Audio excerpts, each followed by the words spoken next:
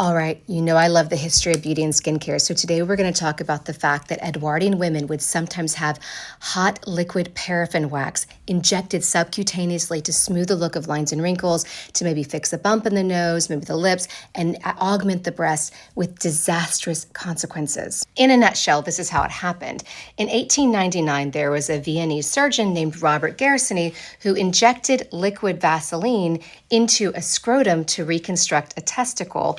And when it cooled, it was nicely formed and it was published, and people thought, wow, that's great. We can take that to the next level. And they did. They worked with paraffin. Now, this was completely unregulated. So they would work with paraffin wax. Sometimes they would mix it with Vaseline, sometimes oil, sometimes not just straight paraffin wax.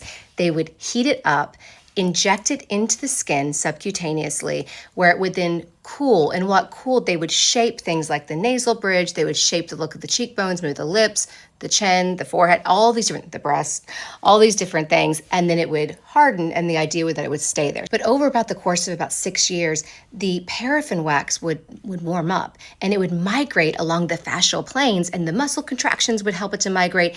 And all of a sudden, you would get these paraffinomas, which are these, immune response capsules around the paraffin wax, trying to contain it in weird places that were nowhere near the original injection. So you might have gotten your nose done or your cheek done, but these paraffinomas might be on your jawline, and they could actually, over time, separate, enlarge, get bigger, multiply. So this was a really big problem. People would have these lumps and these disfigurements for life. One of the biggest examples of this was with Gladys Deacon, the future Duchess of Marlborough.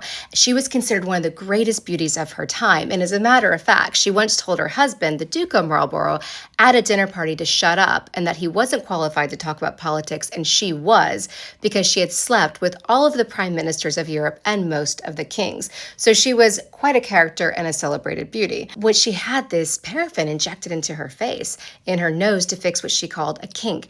And over time, decades went by, it migrated into these really large disfiguring paraffinomas in her jaw and around her chin.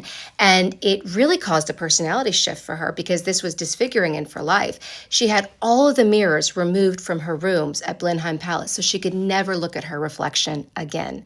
She died a recluse in her 90s in a psychiatric hospital, all alone. So these paraffin injections went out of fashion by the 1920s, but the damage was already done to every single person who had had it injected.